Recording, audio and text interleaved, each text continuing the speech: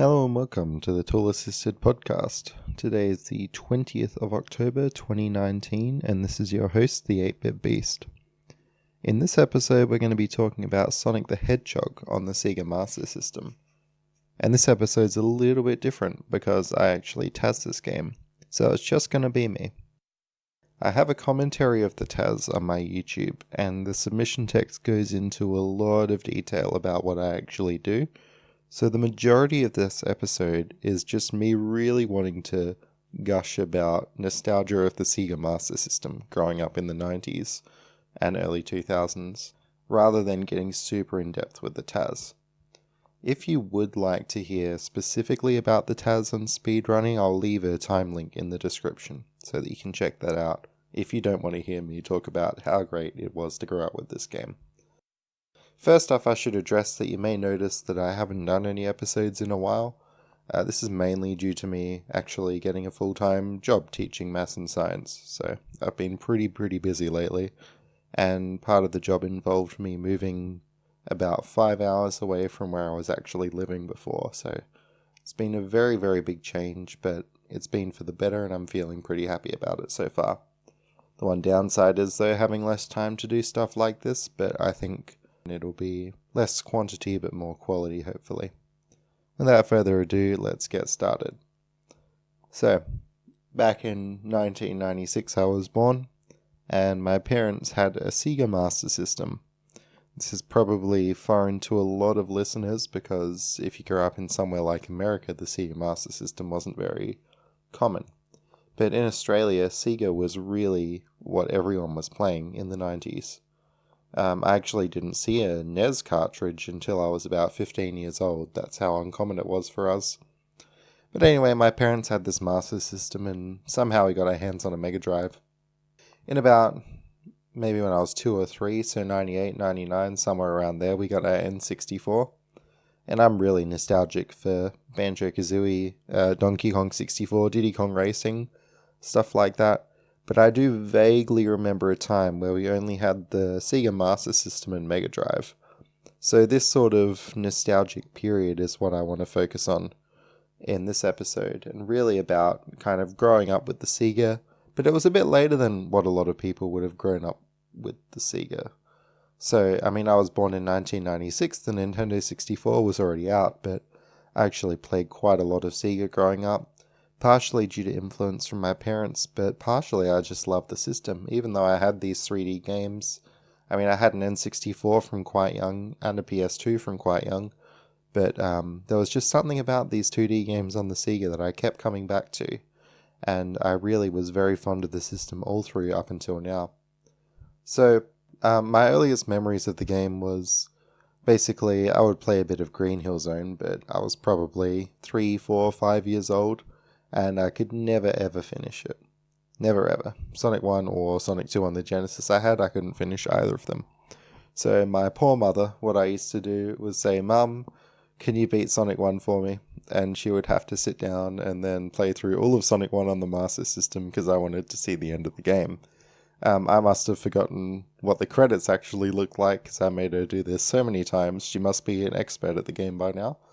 But that was lovely. So my earliest memories was actually sitting there watching her play through the game. And it wasn't like you had YouTube back in those days. You couldn't just look up playthroughs, so this was the only way I knew how the game went. Also, my brother would have played it with me quite a bit, but he was only 2 years older than me, so I think we both would have struggled a bit. The interesting thing about this is, I mentioned that we had a Sega Mega Drive, or Sega Genesis, it was called the Mega Drive in Australia. And I had Sonic 1 on the Master System, but Sonic 2 on the Mega Drive. So back when I was a young lad, I thought that this was just how it went. I didn't know that Sonic 1 on the Mega Drive existed, and I didn't know that Sonic 2 on the Master System existed. So I remember, for those Australian listeners, going into Cashies one day when I was probably 8 or 9, that's cash converters, and I saw a copy of Sonic 2 on the Master System, and it blew my mind. And all I really remember about that is I was wondering what Sky Chase Zone would have looked like on Sonic 2 on the Master System. Of course, not realizing that it didn't have Sky Chase Zone. But yeah, so that really blew my mind, and I didn't know that Sonic 3 existed at all. So yeah. Also with Sonic 2, there was a lot of nostalgia because I would just play around with the debug mode. I couldn't beat the game till I was quite a bit older, but me and my brother would play around with debug mode, messing around with transform boxes in Death Egg Zone, and we had like this book full of codes, cheat codes, and one of them was a Game Genie code for Hidden Palace Zone. So, well, we didn't realize at the time it was a Game Genie code, so we were trying to put it into the sound test, and then, there wasn't enough numbers in the sound test to input it. So eventually we thought for some reason that it was only the Japanese version of Sonic 2 that the code would have worked on. And then since then I always had wanted to go to Japan, pick up a copy of Sonic 2 there and get Hidden Palace Zone. Me not knowing that Hidden Palace Zone was just a buggy mess in all versions of the game. But it's just back in this time where really you couldn't look up stuff. What we must have done is looked it up maybe at aunt or uncle's house and printed out all these cheat codes, but we couldn't go back again then to check them. And people were trolls back in those days. There were plenty of codes for like Goku and Super Smash Brothers and stuff. But anyway, there's just so many things about Sonic 1 on the Master System specifically that I loved. And it was such a great game, I think partially because the levels were small enough that I really got a feel of how like everything in the game. I specifically remember Green Hill 2. I would always get all the rings in there when I was very young, and I always knew there were 98 rings, and then that would bring me to a special stage, and I remember thinking, like, as a very young kid, oh, you need 98 rings to get to a special stage, and then going through the process of figuring out how all that worked was really fascinating. I never thought to just read the manual, but at that point, I don't know how well I would have read it. And I know that a lot of people probably aren't particularly fond for Sonic 1 on the Master System. And there's a few reasons for that, but I guess one of the main reasons is just the Master System's popularity. In Australia and I guess Brazil it was very popular, but places like America not so much.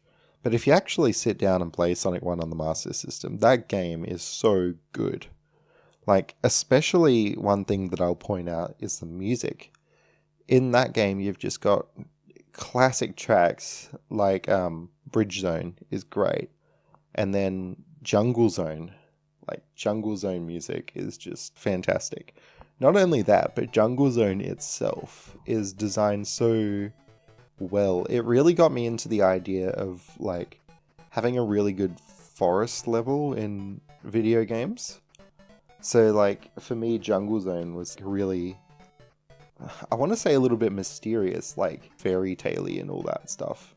Even though that probably wasn't their intention. That Jungle Zone did that for me, and so did the game Lord of the Sword on the Master System. That has a really good forest stage in it as well. So, just little things like that. And as I said, the jungle music was amazing. And something else about the jungle music is there's a band I think it's a New Zealand band, Frente, and they have a song that sounds quite a bit like the Jungle Zone music.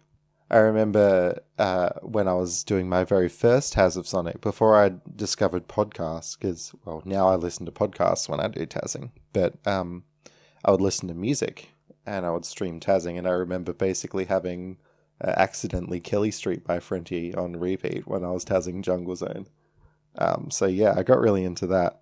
And another great bit of music from Sonic 1 is Skybase Zone.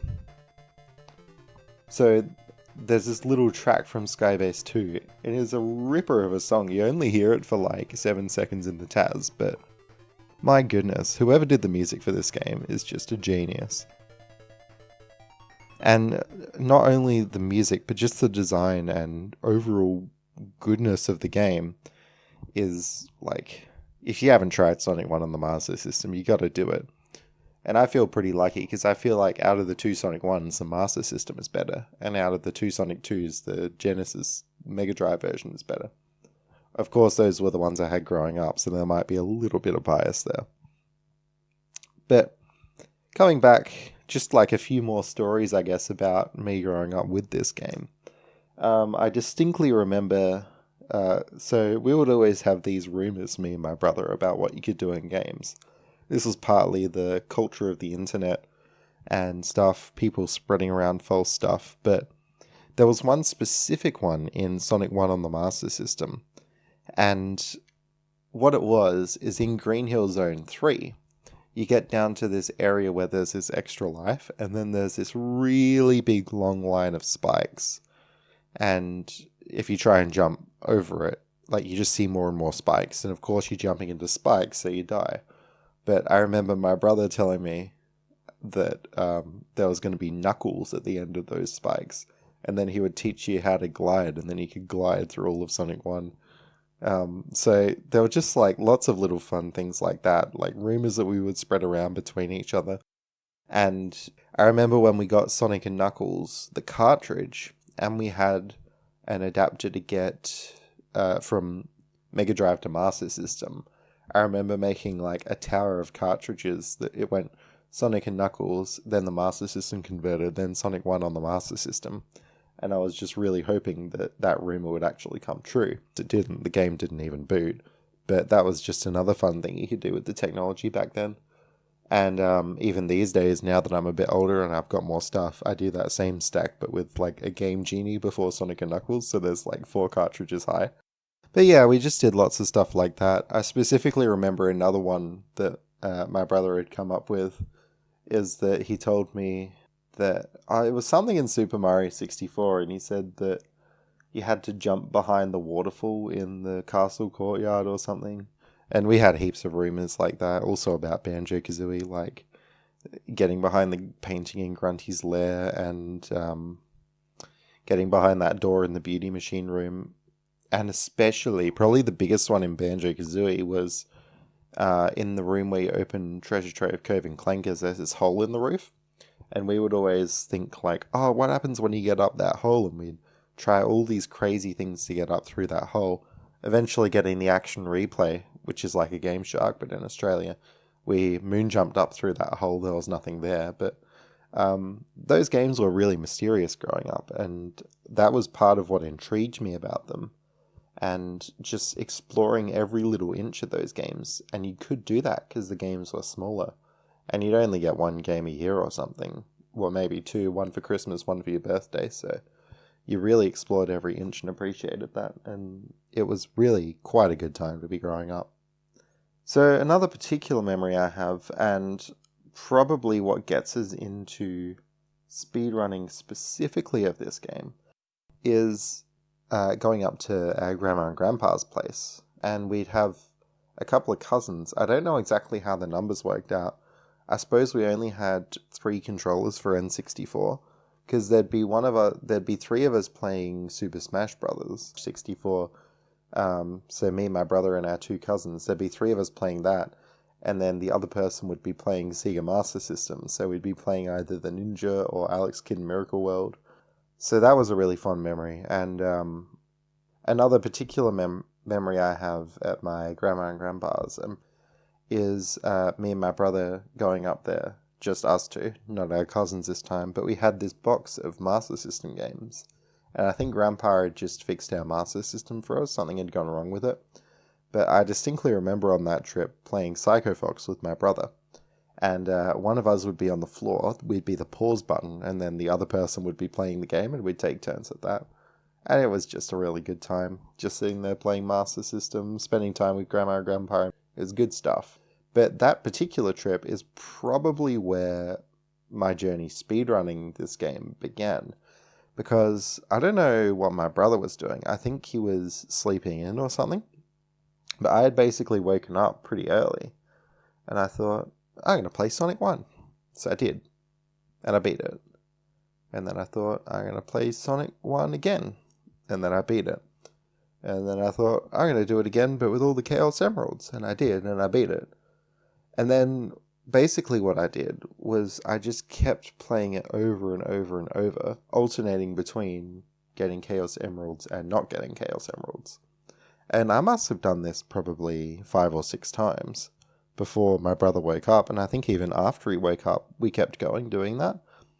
And that's what really got me into just thinking like, wow, I can actually beat this game heaps of times.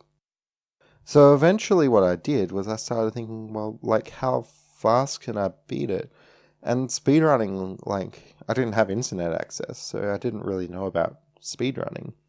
I'd done similar things trying to beat Banjo-Kazooie pretty fast, but never as many times as I had done Sonic 1, just because Sonic 1 was short. So pretty much what I was doing at the time was just looking at the clock when I would start a run. This was after we got back from Grandma and Grandpa's. I'd look at the clock when I started a run, then look at the clock when I ended, and then I'd be like, well, I beat it in 28 minutes or something, which for the time was pretty good, especially on PAL. At one point, we had a VCR machine, and so basically I'd get this VHS tape and I'd put it in, and the machine could record whatever was on your TV. What I didn't realize when I was that young is that meant it could record the output from the Sega. So that's just what I did. So basically, I didn't do very many recordings. I did a few ones that kind of failed. But I remember I just sat down and I was like, right, I'm going to do this really good run of Sonic 1. And I did. And like, I remember looking back on it, and there wasn't really many mistakes in it. It was really, really, really solid run. And I basically got this really clean VHS recording, and I think by that point I knew that speedrunning was a thing. And we had been like going to the library and using the internet at the library, and I would go there and I would download SDA runs. I remember like we'd go to the library once per week, and the internet there was so slow and so limited that basically I remember wanting this segmented Pokemon Gold speedrun from SDA. And I remember every week I would download the video of one segment and then come home and watch it. But yeah, so basically the internet was so bad that it was like 1 8-minute Pokemon segment video per week I could get. But I think I did vaguely know that Sonic speedrunning existed. I think a lot of it at that time was on the Game Gear though. But yeah, so that's basically what I did, is I would record runs, and I had these wild ideas of like sending off my VHS tape to whoever ran SDA, like, because I didn't even know how you would go about properly capturing something back in, well, that would have been 2005 or something like that, maybe 2006. So yeah, it was pretty early times, and I had that VHS for quite a while. I don't have it anymore, but I really wish that I did, because it would have been fascinating to see kind of speedrun level determination, but just without the communication with any of the community, and there wouldn't have been a community at that point. But yeah, so that's my earliest serious memory that I remember. And then moving on from that, I got a bit more precise, because I would have had a mobile phone after that, probably 2009, 2010-ish. And then I would use my phone timer to do runs. That got pretty interesting. And I did do a few really good runs. I distinctly remember having one in like the low 20s. And you have to remember, this would have been on PAL, because I live in Australia. Now, PAL and NTSC, for newer games, they compensate. But with that game, Sonic 1, and some old NES games and stuff, like Metroid, and basically all the Master System games, because it runs at 50 frames a second rather than 60, like, it actually runs that much slower. So if you have an NTSC console, it'll run 1.2 times as fast. Like, it'll actually be that much faster. As a result of this, though, I feel like, yes, PAL ran quite a bit slower, but I think that's what helped to make the game so popular in Australia, and, well, not Brazil, because Brazil was NTSC, but in Australia, I think, so this game has a lot of issue with lag. NTSC version has a lot of lag. Not like unplayable, it's just like, you notice it. So I think because it's PAL and it's a lower frame rate, the system's under less strain. And, like, yes, it runs slower, but it's consistently at 50, whereas NTSC will run at like 60 most of the time, but the frame rate will drop when it lags. That's just me from my experience. I'm not a super expert on PAL and NTSC for this game, because NTSC is just always faster, so I never touch PAL now.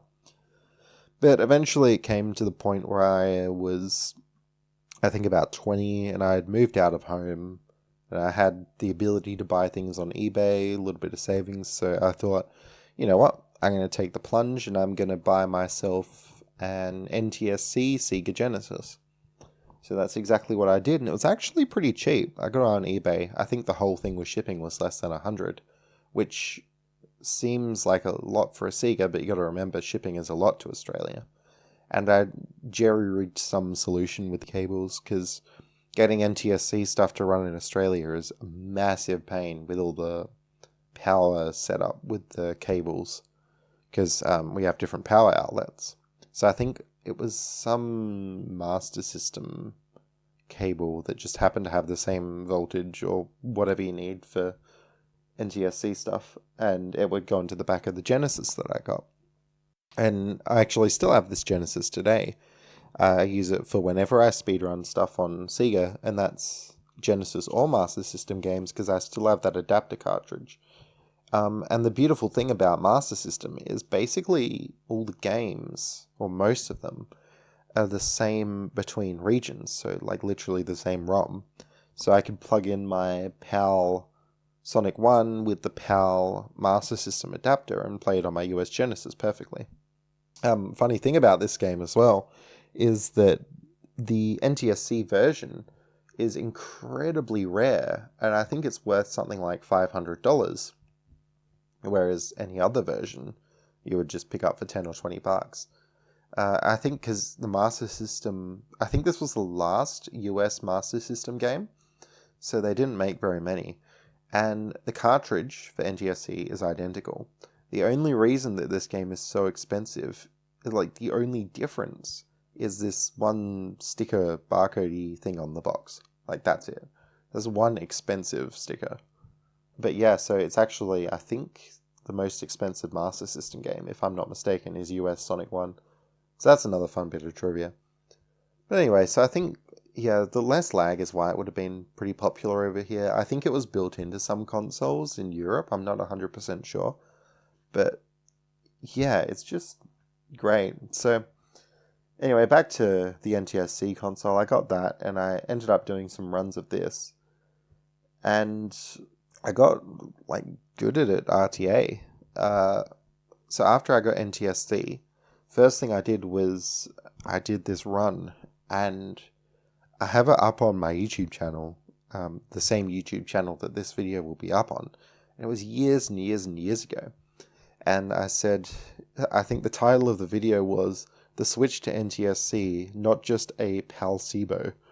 And basically I had done this run, and it was really bad, but I was just saving so much time over my PAL splits that I got this massive PB swapping to NTSC, because it was literally like 1.2 times faster.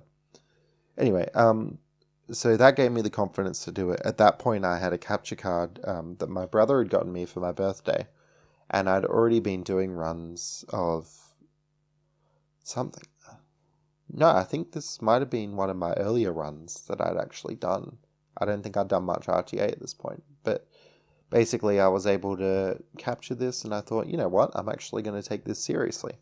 If I remember correctly, there were a few people on the leaderboards at that point. The guy at the front of the leaderboards was, now I'm never good at pronouncing this, but it's M-A-M-A-N, Maman, something along those lines.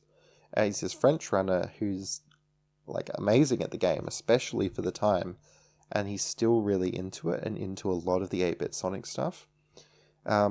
He was really showing me how to play the game good, basically, with his run. And there was Adam AK did a run at GDQ, and he did that on WeVC, which is... WeVC still lags for this game, so it's essentially the same. I don't know a whole lot about the differences, though. But basically, it's the same. I couldn't play on WeVC because we get the PAL version on our Wiis. and it's very hard to get the NTSC version to run. And you'd have to do crazy homebrew stuff. But anyway, so eventually, and it's been a very long time, so I don't remember the exact timeline, but I have had the RTA record on this game before. I'm pretty sure I only had it for a few weeks. My man ended up getting it back, and he was really excited about it. But, like, I did have it, and I had a pretty good RTA career for this game. My current PB, it was an amazing run, but then I had this one really, really stupid death, where, like, basically, I was walking and I got into a roll, so I was going to lose a little bit of time, so I'm like, oh no, this is really bad.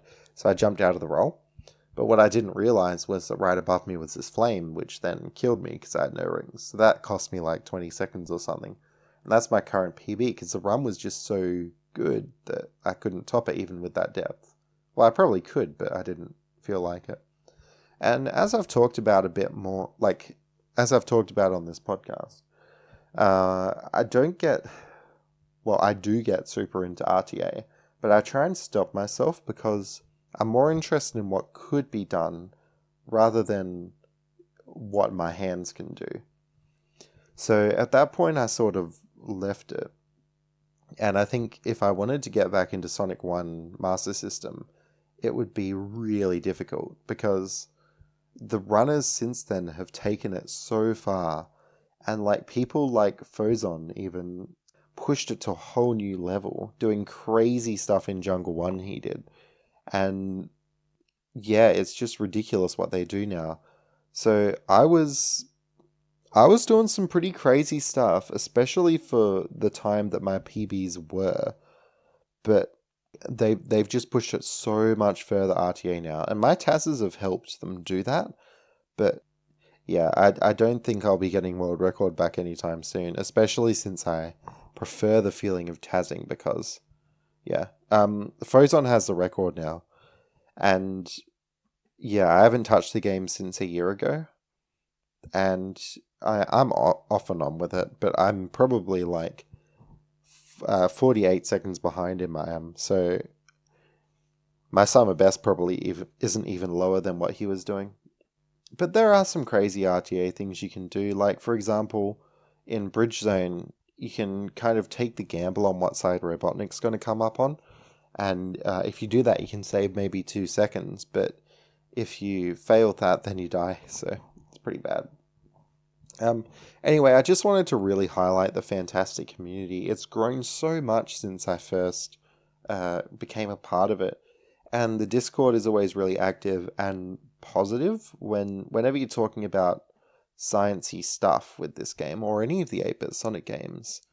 The Discord is really good to talk to and really positive and just knows a lot about the game, and they're fascinated about how to go fast, basically. So yeah, the community for this game and 8-bit Sonic and Sonic in general is just really good. So that's my RTA journey with Sonic 1.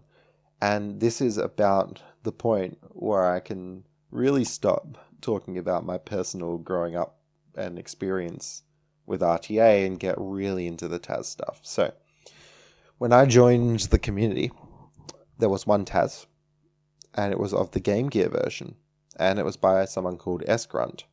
That was a really good TAS, and it was really intimidating to me. I always said that my 2 favorite games are Sonic the Hedgehog for the Master System and Banjo-Kazooie. And when I found out about TASing, it seemed like the obvious choice. But I sort of looked at the Game Gear version, and I was still of the mindset that, like, TASes are just these superhuman people who do crazy stuff. I could never match that. And there's already a TAS there, and all the TASes on the side are perfect, so how could I ever be faster? So there's already a TAS of Sonic. I wish it was a TAS of the Master System version, but we're stuck with the GG version. So I'll just have to deal with it, and I'll TAS other stuff. So I did go and TAS other stuff, and I TASed, I think it was 3 games before I actually came back and TAS Sonic 1. Being like one of my favorite games, that is a really long time to go before trying out TASing it. But basically, So I guess I should talk a little bit about the Game Gear differences. There are differences all over the place. But for Game Gear for me, I mean, I did play a bit of the Game Gear version because I had Sonic Mega Collection Plus on the PS2 that had the Game Gear version in it, as well as, like, that's how I played Sonic 3 for the first time. But basically, like, it just felt off compared to the Master System version. And I think this is partially because of the screen crunch. You don't have a lot of screen to play with, so you can't really see what's coming up. And it just felt smaller and cheaper and just not good. And the bonus screens were longer because you got like way too much score. And growing up with the Master System version, like I liked that one, and this was just a little bit off.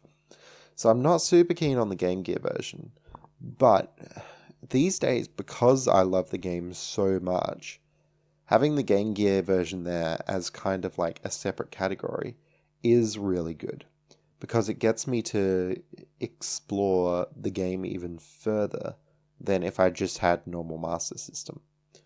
So it has been good in that sense, because I can keep looking into this game and keep making TASes and stuff. But yeah, Game Gear, I guess, for those who don't know, is Sega's shot at a portable console, so it's basically like a portable Master System. And it's not a remake, like there are glitches that are very low level that work the same between the two. So they've definitely done some like direct code porting. So I saw this Game Gear TAS. Basically, I then picked up the Master System version. I'm like, well, they've got a Game Gear TAS. And my brain still thought all TASes on the site were perfect. So I thought, well, I can't obsolete that because it's got to be perfect. So I'll do a Master System TAS. And then I did a level on the Master System and I realized that I sucked at TASing because I did it.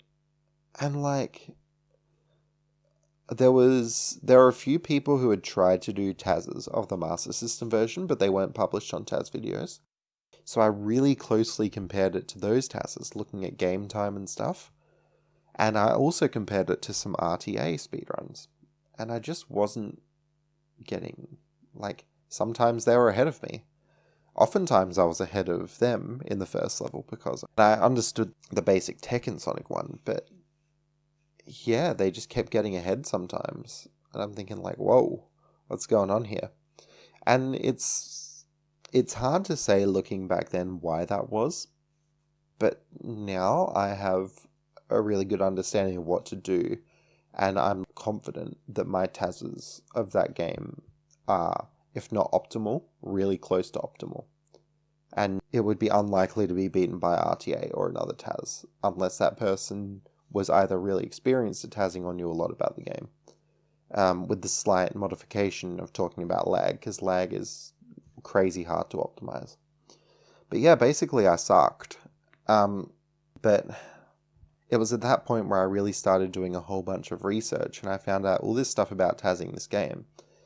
And I kind of had originally brushed off that stuff because I'm like, oh, all that tech, that's just Game Gear stuff. My Sacred Master System version wouldn't get broken like that because all the TASes that I've seen just on YouTube don't do that. But eventually I kind of bit the bullet. I learned how to actually get good at like RAM watch and stuff and watching my position and speed. And I basically learned how to be a good TASer. And I learned this tech from the Game Gear, and it turns out it's actually useful in Master System. And it sort of got me more comfortable with Hex and more comfortable with all that stuff, and I'm a much better TASer for doing it. So I probably did Green Hill 1 probably like 4 or 5 times before I was actually happy with it. And so I guess in that level there are 3 main bits of tech that you want to know. First, and it's on a macro level, is in RTA. Rolling speeds you up if you're going down a hill. So rolling, if you're on flat ground, will slow you down.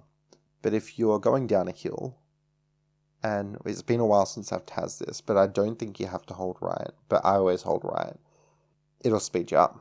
Also, if you roll off a ledge and you're going through the air and you hold right and you don't hold down, it'll speed you up as well. And that gets you past the normal speed cap that Sonic normally has. So I knew that, and I was already doing that in TASes. What really got me to do better was this thing called speed cap misalignment or speed cap abuse. It's basically like when you're about to hit Sonic's speed cap, you're approaching it with your speed. You have one frame where you go over the speed cap, and then if you're moving right, if you keep holding right, then Sonic snaps back to the speed cap. But instead, if you let go of right, you decelerate a bit under the speed cap. And then you could press right again to go back over the speed cap. So what you can actually do is if you keep alternating between pressing right and letting go of right over and over and over, you go through this cycle of going a little bit over the speed cap, then dropping under it, then going a little bit over, then dropping under it, without ever actually triggering you hitting the speed cap. And basically, your acceleration and deceleration is in multiples of 1/0 in hex, which is basically 1/16 of a pixel. So you hover around the value, so your speed cap is 300, so you hover between 30C and 2FC. So if you average those two out, you're going at 304, and your speed cap is 300. So you're going a tiny bit over the speed cap. And that tech doesn't save heaps of time, probably maybe a few frames over the level, but it was just learning about that stuff that really opened my eyes. And I don't want to get super into the tech and super into in-depth level analysis in this podcast, because I really want to, I have a commentary video of my current TAS that explains that, and a submission text that explains that. So I don't need to, but I do want to talk about my journey through TASing it, and when I discovered all these things, and kind of how I went about it. So this was my very first Sonic TAS. So I basically went through, did all the stuff, found out some new things. There's also another glitch where if you're going left and you alternate between rolling and braking your roll, when you brake a roll, Sonic tries to decelerate, but that deceleration is always applied to the left, so it actually speeds you up to the left if you're moving left. So you roll, you brake, you roll, you roll, you brake, you roll. And Sonic just does crazy speed up to the left. That's another one of the tech. Those are the three main things that I learnt from the original Game Gear TAS by S-Grunt. It was a great TAS for its time, especially on Diga, and you could see that they were working on it quite hard based on the forum posts, and they were always going back and trying levels again and again and again. The thing about that TAS is that it focused on game time. And this game is weird because game time really sucks. Basically, at the end of the level, you hit the signpost, and depending on how fast you hit the signpost, it'll fly up in the air, either really high if you hit it really fast, or really low if you don't. So if you're going for the lowest time, you want to slow down Sonic so that he's basically stopped when he hits the signpost. And that's a personal choice whether you would do that or not, but I wanted to slow down for the signpost because, for example, in the first level, Sonic's off the screen because of the hill rolly glitchy thing. Sonic's off the screen for a really long time, and the signpost doesn't load until the screen catches up. So if you actually go and look at the original Game Gear TAS, what that will do is when the screen catches up, Sonic is basically running through the signpost at full speed. So it flies up in the air and takes ages. But what you can do without even losing any time at all in in-game time is you can basically just, when you're off the screen, wait exactly where the signpost is while Sonic is still. And then the level will end really quick. So that was an example there of where, yes, S-Grunt was optimizing for in-game time, but they could have had a lower real time with the same in-game time. So I thought, I don't like that. So that was when I started thinking well, maybe I should be thinking about real time. With Sonic games, you have the problem with time bonus, because the faster you beat a level, the bigger a time bonus you get. So I think in this game, if I'm not mistaken, anything below 30 seconds is a 30,000 time bonus. And each 100 points takes a frame to tick off. So if you do the maths, it works out that if you're anywhere between I want to say around 27 seconds and 30 seconds, it's better to wait until 30 seconds so that you get a lower time bonus so that everything's faster. Now, I don't do that because that's silly, but what we eventually decided on was a metric called real time minus time bonus, which is basically add up the whole real time of the run and you just take away the bit where your score's ticking down. And that's, a lot of the community has gone towards that. And like, I think some of the Genesis games have as well. Obviously, like, I don't have much to do with the speed scene for the Genesis games, but I like to think that I played a tiny, tiny little part in transitioning the community over to that timing method, because my TAS was one of the first things that actually used that timing method. Another thing about this game is, yes, there's a lot of lag. The game time doesn't tick up during lag, so basically when S-Grunt was making their TAS, they had no incentive to reduce lag at all. Whereas I thought, well, I got to reduce lag, especially in the auto-scrollers where you're always going to get the same game time.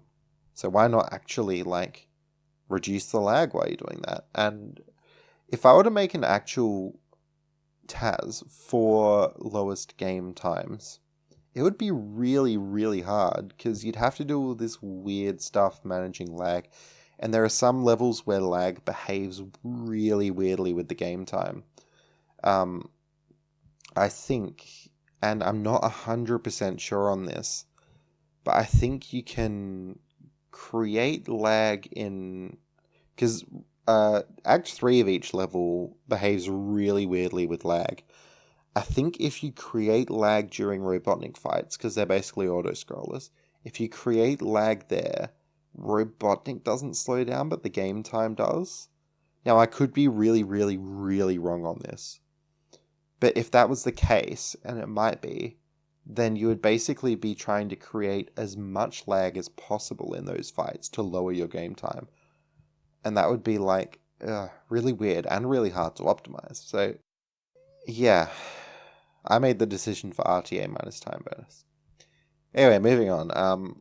Bridge 1 had a lot of rolling. Bridge 2 in this game sucks because it's an auto-scroller, and it probably really hurts the game as a speed game because, like, 3-4 minutes into the run, you hit with a 2-minute auto-scroller. So this game really sucks to run for that respect. And I actually made a hack of this game where that level doesn't auto-scroll. And, like, I actually prefer to play that quite a lot rather than the vanilla version. But you can't speedrun on that version. Well, I mean, you could, but there'd be no community around it. But yeah, so Bridge 2 is really unfortunate. But moving on, I was just making my way through the TAS, and basically, I'd gotten up to Labyrinth Zone 2. This is the 4th zone. Second act. And I was thinking about the glitch that let you get a lot of speed to the left, basically. And I was thinking, like, what happens if you go off the left side of the screen? Basically, what I did was I froze my speed going to the left. I set it to a really high value left, and before I knew it, I think I first did this in Green Hill 3, Sonic went off the left side of the screen, he came out of the right side of the level. It's crazy. And for those familiar with it, it's like you're basically going into minus coordinates, which the game interprets as really big positive coordinates. And yeah, there's basically this tiny little wall on the left side of the screen that Sonic can't get past. But if he's going fast enough, it's like the wall is 3 times thicker than the amount that you would walk in a frame at full walking speed. So full walking speed is a velocity of 3. You need a velocity of 9 to break this wall, but you need to be at the perfect position. So you need to be almost touching the wall on one frame, and then getting as far into it as you can the next frame. So basically, I was playing around with this, and I found that underflow was a valid concept in Sonic 1, and I was looking for all these levels to do it. And there's heaps of levels where you can actually underflow. There's heaps of levels where you can break that left wall and come out the right wall. Problem is, there's some issues with height. So if the level ends higher than you started, Sonic's just going to fall down and die when he comes out that right side. And some levels go on in their dimensions a lot further than the signpost at the end of the level. So for example, in Jungle 1, you can underflow. You can go off the left side of the screen in Jungle 1, and you can be high enough that you would hit the signpost, but there's such a big gap between the furthest right in the level and the signpost that Sonic just falls down and dies. So, yeah, basically when I got to Labyrinth 2, I thought this underflow could be possible. So I tried it, and I could get it with a lot of speed, but I couldn't get it. And at that point, I was still pretty bad at TASing. I didn't have a RAM watch for my position, because I didn't really understand like subpixels yet. And I didn't understand how to search for position well. So basically I wrote on the TAS videos forum, I'm like, this is really close, can anyone get it? And then TNT, a pretty well-known Sonic Genesis TASer and RTA runner, they came into the forum and they were like, here you go. And they gave me a button file that had the Labyrinth underflow. So I like to think that we basically like co-found that glitch, because I said like, look, I've got this by setting my speed just a tiny bit higher. Can anyone help me actually pull this off for real?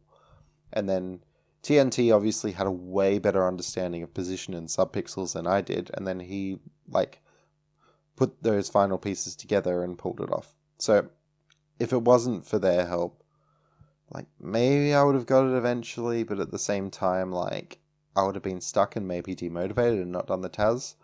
But like, it was crazy. It was the first thing that I'd really properly contributed to finding in a game. And it was huge. It's like a 40-second level. We skipped the whole thing. So that was crazy. And anyway, then I did that level, finished off the TAS. This first TAS ever of the Master System version. I submitted it, it got published, it got moons, and I was happy. It was great. And that TAS I sort of held up as like probably my best TAS. I'd done East, Galahad, and Wonder Boy 3 before that. Those first 3 TASes that I'd done, I haven't gone back and re-looked at them yet. But they felt pretty optimal at the time, especially Wonder Boy 3. But this TAS was like crazy. And I did it, and I was happy with it. And then I sort of, that was my story of originally TASing Sonic 1 on the Master System. And then came along this thing called the Diga project on TAS videos. And basically, Diga is this really old Master System emulator, which is pretty inaccurate now and pretty old-fashioned. Not many people run Diga anymore, and you're not allowed to submit TASes on it anymore. Basically, I think it was Alocia who set up the Diga project, if I remember correctly, but basically they went through and they said, here's all the Diga TASes, can we get volunteers to obsolete these TASes? And so I was like, oh, I know heaps of those Master System games, so I put my name down for a bunch of games. On there was Sonic Chaos, Zillion I still have my name down for, and it's on my to-do list, but I keep getting put off Zillion. I think Sonic the Hedgehog 2 on the Master System, I'm actually working on right now with Colin from one of the previous episodes. Easy Game 69 is his screen name. So we're working on Sonic 2 on the Master System now. That's part of the Diga project. But one of these games on the Diga project was Sonic 1 on the Game Gear by S-Grunt. And I was like, hold on. I never thought I could obsolete like S-Grunt's TAS, but now that I've done Master System, why don't I give this a go with the Diga project? If I don't obsolete it, I could at least match it on a modern emulator that was good. So I picked up this Game Gear version. And Game Gear version, a lot of the stuff is transferable. But I was TASing it, and I'm like, hold on, I'm saving time here. With all my experience from TASing Sonic 1 on the Master System, it's just that optimization. I wasn't doing much different to S-Grunt, but I was squeezing out all those little subpixels and extra frames here and there and stuff like that. And there were a few new strats that I found, a few new routes, but overall it was pretty similar for the first bit of the game. And that could have also been emulator inaccuracies, and S-Grunt wouldn't have had TAS Studio. So for what they did at the time, it was a really amazing TAS. At the end of the day, it didn't have heaps of re-records though. So, looking back on it, I should have known that, considering they didn't have TAS Studio and there wasn't heaps of re-records, I may have been able to obsolete it with, 2017, 18, 19 thinking. But I'd idolized that run for such a long time that I was thinking like, wow, I'm actually saving frames. So I went on and did it. And then I was just TASing away. I think Jungle Zone came along and I'd found my first real big break in the Game Gear TAS, in that I was like, whoa, I'm actually saving significant time over S-Grunt here. Because what had happened in Jungle Zone is that they had kept holding right with Sonic when they entered the water. And if you do that, you hit the water speed cap. But what you can do instead is be hitting the airspeed cap. Then as soon as you hit water, just let go of your D-pad. And Sonic will just gradually slow down. And the airspeed cap's 300. The water speed cap's 100. So you got a third the speed in the water, which is... It's pretty crazy that I kept that. So that got me like almost a full second. And I was like, whoa, I'm actually saving time.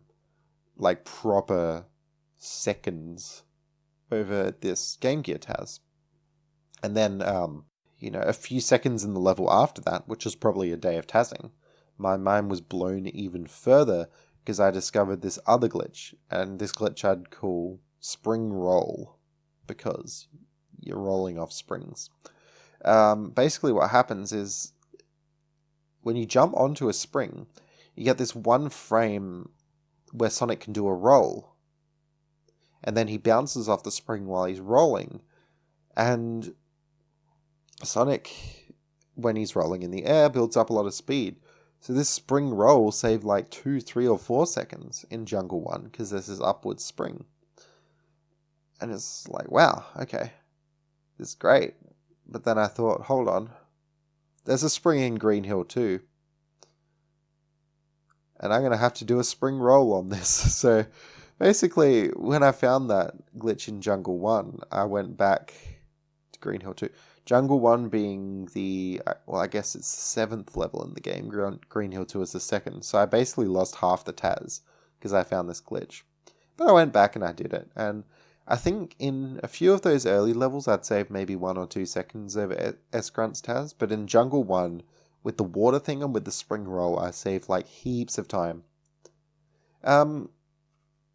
Moving on. I basically got through the TAS, and it was so long ago now that I'm sure there were more significant strats that I found, but there was nothing that comes to mind immediately. So basically I finished that TAS and it got published, obsoleted S-Grunt's TAS, but I still idolized that TAS a lot because for the time that was an amazing run. So then I went quiet again. I didn't really touch Sonic 1 8-bit for a long time. Then... Now, I can't remember what order this happened in, but I started becoming interested in a category called Max Special Bonus. So in this game, remember at the start of the podcast I mentioned there's Chaos Emeralds. So some people consider that to be 100% of the game. And I have this big list of games that I want to test. And on that list was always like Sonic 1 Master System, some kind of 100% category. So I thought, all emeralds, great. But then I thought, well, there's a hidden extra life in each level. And the game does keep track of whether you've got them, because if you get all of them, it spawns an extra life in the last zone, which you otherwise can't get. And I thought, alright, all emeralds, all extra lives. And then I started thinking like, oh, what about score? I could do like a max score run or something, because that would make sure I got all emeralds and lives. Because you get this special bonus at the end of the game for that. And I didn't have a great understanding of what this special bonus was. I just knew that you got more points if you got more lives and emeralds. But anyway, I think it was Mike89 did a run called Max Special Bonus. It turns out, in this game, there's a few requirements to get this thing called the Maximum Special Bonus, which is 500,000 points at the end of the game. You have to get all the emeralds, you have to get all the lives, you have to go to all the special stages, So there's 12 special stages, and you need 50 rings in a level to get to a special stage. And there might not be 12. No, there's 8 special stages, I think. There's 2 in Green Hill, 2 in Bridge, 2 in Jungle, 2 in Labyrinth. So that's 8 that's 8 special stages. And you need 50 rings to get there. Basically, if you mess up any of these levels and you don't get 50 rings, you don't get another shot, because there are 12 levels where it looks like you go to a special stage, but as soon as you pass Labyrinth Zone 2, which is like Zone 4 out of 6, then it won't let you go to any more special stages, even if you haven't done them all. So basically, on the first 4 zones, of the first 2 acts of each of those zones, you need 50 rings to go to a special stage. Another requirement of max special bonus is that you beat all these special stages. And then the final requirement of max special bonus is that you don't die at all in the whole run. So that category became crazy for RTA, because there were certain areas of the game where there'd be like a hidden extra life. In like Labyrinth 3, there's a hidden extra life, and it's behind all these crazy spikes that are like all over the place. And you got no rings because it's a boss level.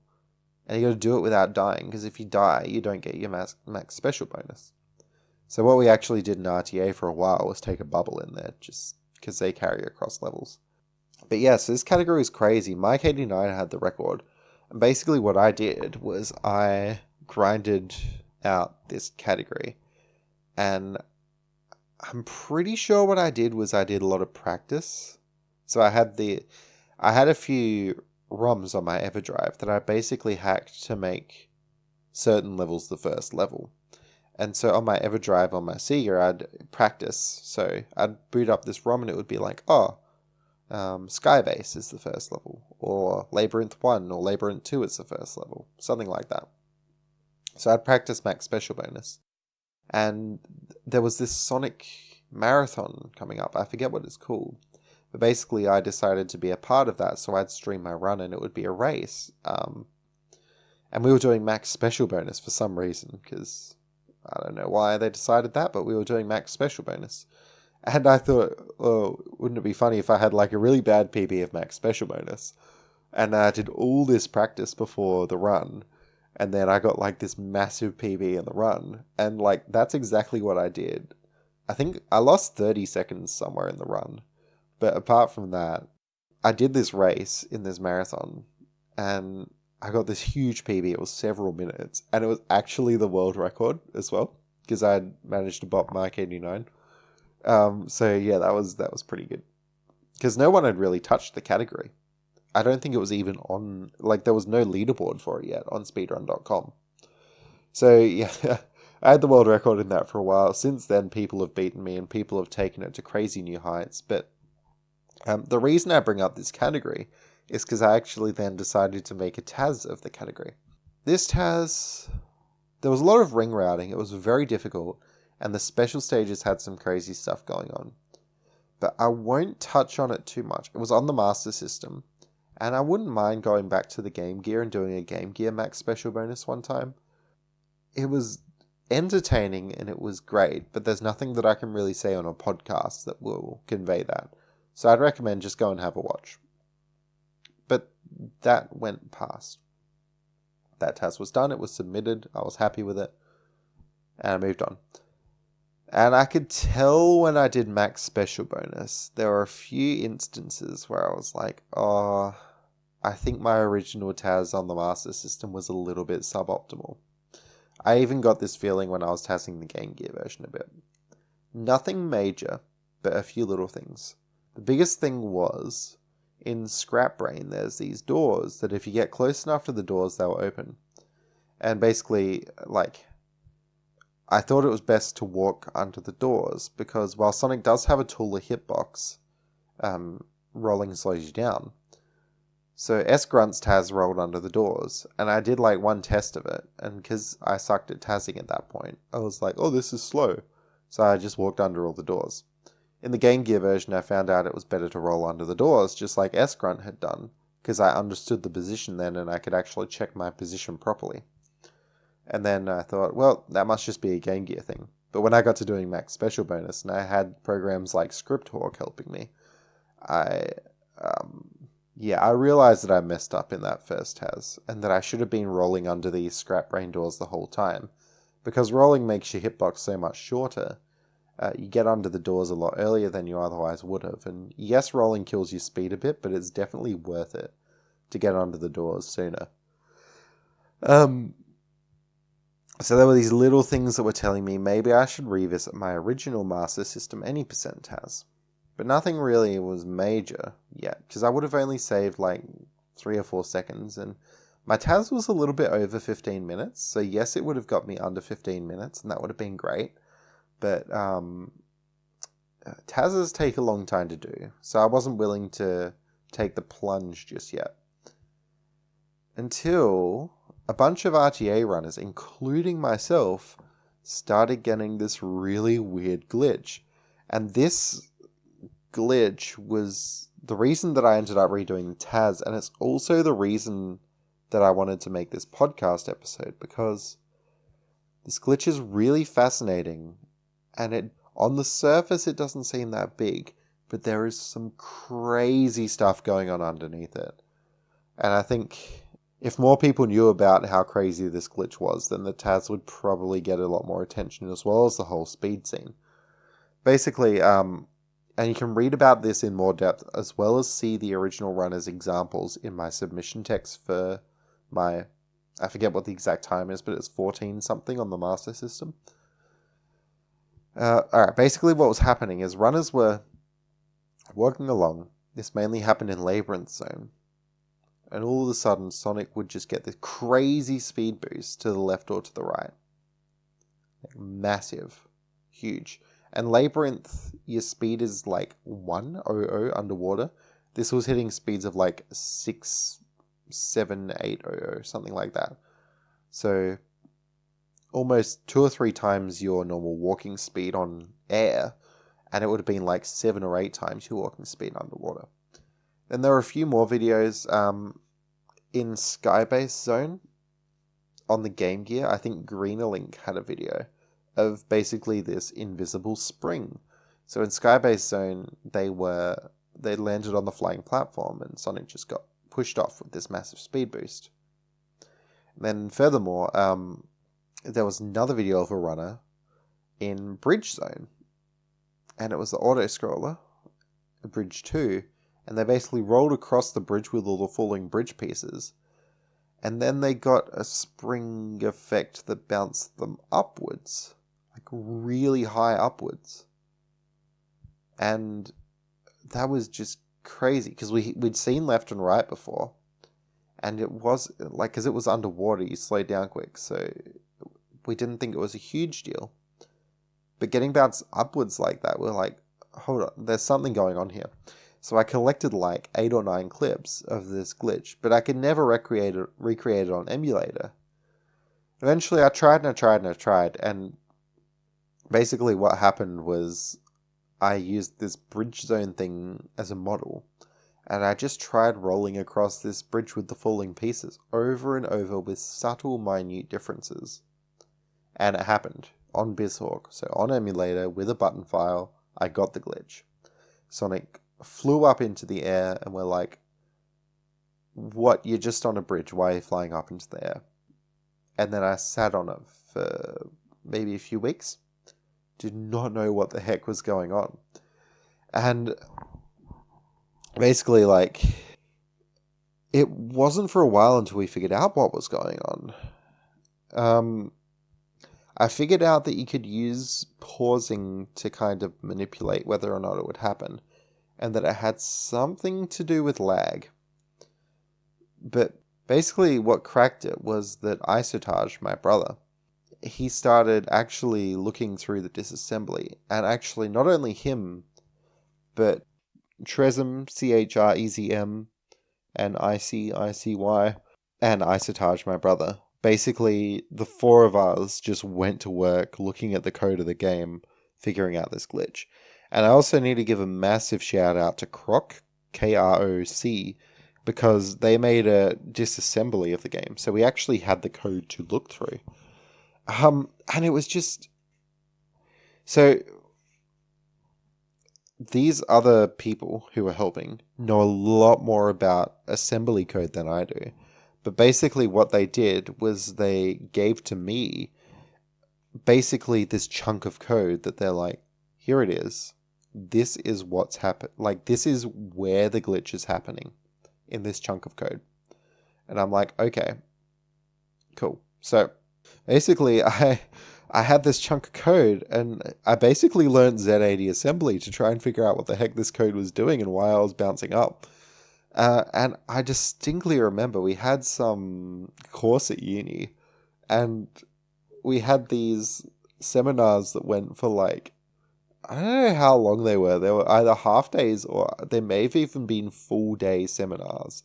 And I just like sat there. I probably should have been listening to the lecture seminar thing, but I just had the code scribbled down on this piece of paper and I was going through it instruction by instruction, trying to wrap my head around this assembly code and like just trying to figure out what it did. And it was maybe like 30 lines of assembly code, but I spent like, I think it was 2 full day seminars just like drilling into this 30 lines of assembly code, figuring out what the heck it was doing.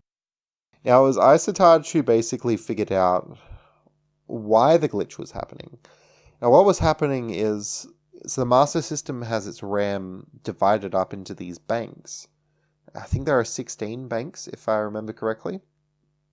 Sorry, the ROM is divided up into banks. So the ROM is the game cartridge, and basically you go, all right, which 16th of the game cartridge am I reading at this particular time? And depending on what you're reading, you obviously get different spots of the cartridge. Now, this bit of code, the first bit that it did was it swapped to this particular bank because it wanted to read about the kind of like the collision data of the tiles in the level.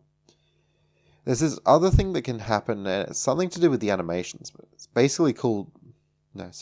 something to do with the master system. It's called the interrupt. And the interrupt usually happens towards the end of a frame, so the game does all of its business. It calculates everything that's happening with Sonic. And then towards the end of the frame, it does this interrupt, which is sort of... I think it's something to do with drawing. Isotage and all those people know a lot more about it.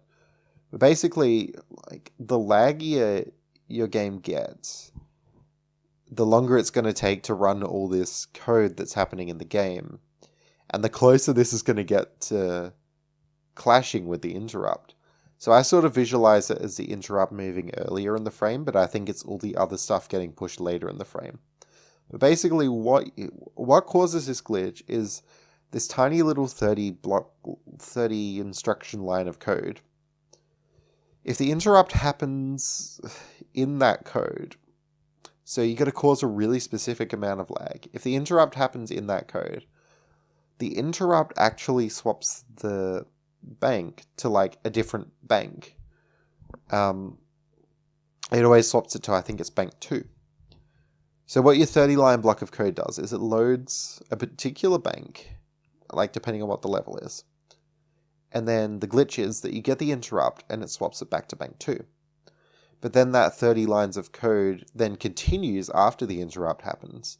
And it continues on as if it had its correct bank, but instead it's got bank 2. And there are like 3 spots where it loads bank in the code. So technically this interrupt could happen in 3 different spots, but consistently, like, for some reason, it only works in one of the spots. I don't know. But basically what happens is this code is the code, it doesn't determine what collision the tile has, but it determines if the tile has any special properties. So I've got the list up here. I can go through what some of the properties are. So for example, like, the first property is do nothing. It's a normal tile. Second property is spikes. They're going to hurt Sonic. Next one is that one of the properties is like the bottom of a ramp that would flick you up after you've rolled off of it. Some of the properties are springs, which become very, very relevant, and that's what's been happening. Some are like conveyor belts, water, slime in Labyrinth Zone, bumpers from the special stages, falling bridge pieces, all this stuff. So it's not so much... so they're not objects, but they're properties of the tiles. So yeah, this is what was happening in the glitch, is that you'd start this block of code, the interrupt would happen in the block of code where it's not supposed to happen. The bank gets swapped during the interrupt. The game doesn't realize this, so it tries to read from the wrong bank, and then it just pulls just nonsense code out of this bank. So you're probably on a normal tile, which is 0, 0, but it's probably pulled some other tile, so some other collision property. And then, for example, it thinks that you're on a spring tile, so it bounces you up, or left or right, depending on what number it's pulled. And yeah, so in the code of working this out, it actually kind of does some weird maths with kind of the incorrect data it's called, and it meshes it together with what tile you're actually standing on at the moment in the level. And ROM is static, so it's not changing. So basically, if I'm in Labyrinth Zone and this glitch happens on a particular tile of the level, and the effect is that a spring hits me to the left, then whenever this glitch happens on any tile that looks like that in the level, I will always get a spring bounce to the left. That's essentially what happens here. So yeah, and basically I was redoing the Master System TAS Sonic 1, and I used this glitch all over the place. So I think I got 4 uses out of it altogether. And that's actually quite a lot, because you need a lot of lag to make this glitch work. And even if you get a lot of lag, chances are there are no tiles that you could be standing on that would give you a nice effect. Usually a nice effect is either an upward spring, because then you can roll off of it, or a sideways spring, because then it would hit you to the right and you'd get heaps of speed. But there are 4 times. First time we see it is in Bridge 1. So I get an upward spring and I'm rolling. So I get heaps of speed in the air and I finish the level super quickly. And if you watch the TAS there, I pause a little bit before it, so the music kind of stutters. Then it happens in Labyrinth 1 just to save a few frames. Happens in Labyrinth 3 to save heaps of time. And then it happens in Skybase 1. And yeah, all of them are either springs up, springs left, or springs right. Now, I just can't stress how precise this glitch is. So what I was using to time it was a feature on ScriptHawk, which we could look at how far apart in cycles was this block of code that has issues from the interrupt. And there were in a frame you get tens of thousands of cycles. And this little window was probably only a few hundred cycles big. So basically, for this glitch, I'm trying to create an amount of lag so specific that it's within the thousandths of a frame of timing. So probably an amount of lag specific to 0.00001 seconds or something like that. So it's an incredibly precise trick. And you just do tiny little movements with Sonic. You go back and forth. You experiment with the pause button. You experiment even because the button 1 and the button 2, they both jump in this game.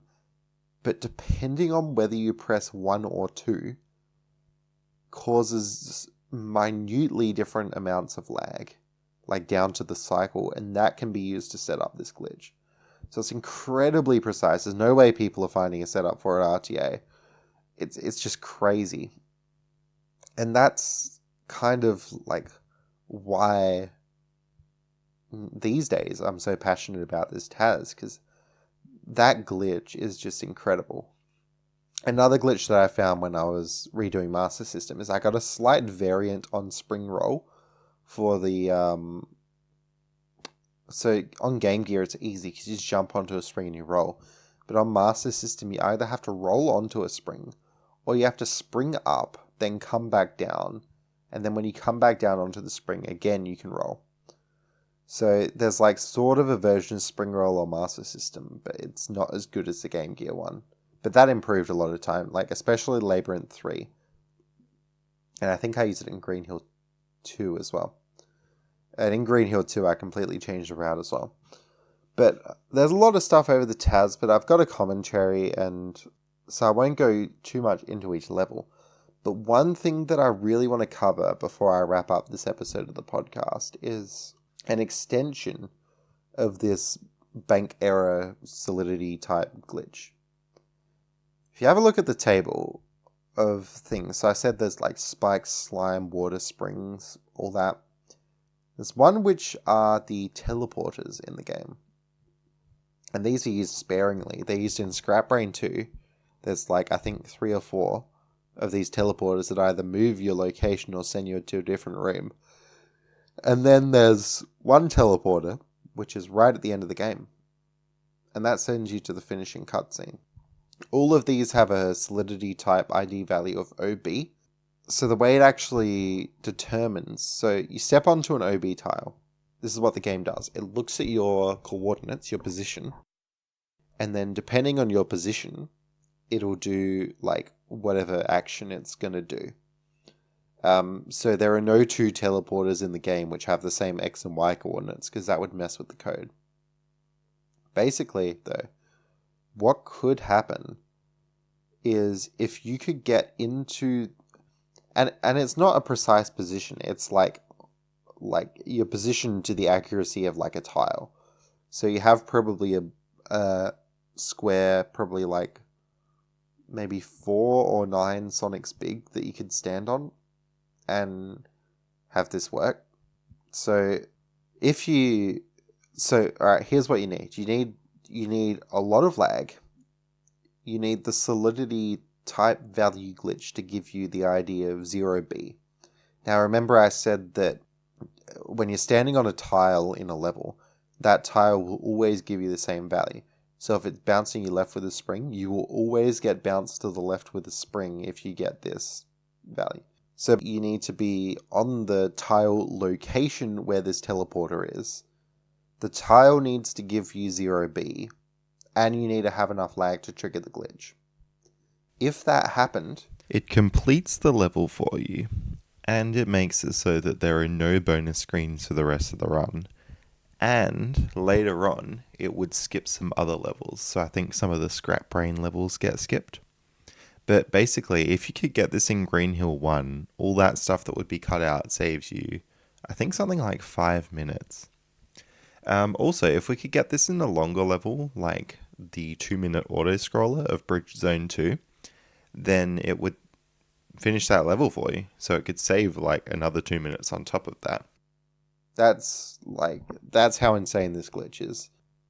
Unfortunately, it doesn't happen in this game. But I have hope, because depending on like the layout of the ROM, you would get different effects. There are so much chaos with this glitch that between like Master System, even the Game Gear has 2 versions. Between the 2 versions on Game Gear, like they only patched like a couple of glitches. But because the ROM is a little bit shuffled around. So between the 2 Game Gear versions, there are totally different effects for this bank error glitch. Like every tile does something different with this bank error glitch. So I checked Master System, I checked both Game Gear versions. I even went through and checked some of the prototypes and some of the BIOS ROMs.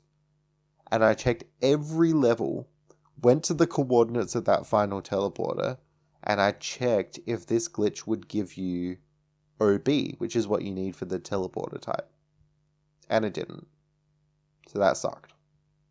But I still have hope, because there may be variants of the glitch, there may be like ways that you can manipulate the tiles, stuff like that.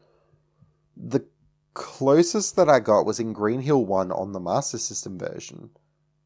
the tile that has these coordinates, sort of theoretically, if the interrupt happened, you might remember I said there were kind of 3 spots theoretically where it could happen. Theoretically, if it happened in the middle spot, which has the tightest window, then that's an OB value. But for some reason, if it happens in the middle spot, then the glitch just fails. I don't know why. But yeah, so it's crazy close. There are some variants on this glitch which could potentially send you to like... There's one which is like, if you hit something that's like a Scrap Brain 2 teleporter, I forget exactly what happens, but if you think about it, essentially, if you were to just hack one of the level layouts of this game and just make a, little casual hack for fun or whatever, without knowing it, you could probably make this glitch possible accidentally just by changing the layout slightly of a level, which is incredible.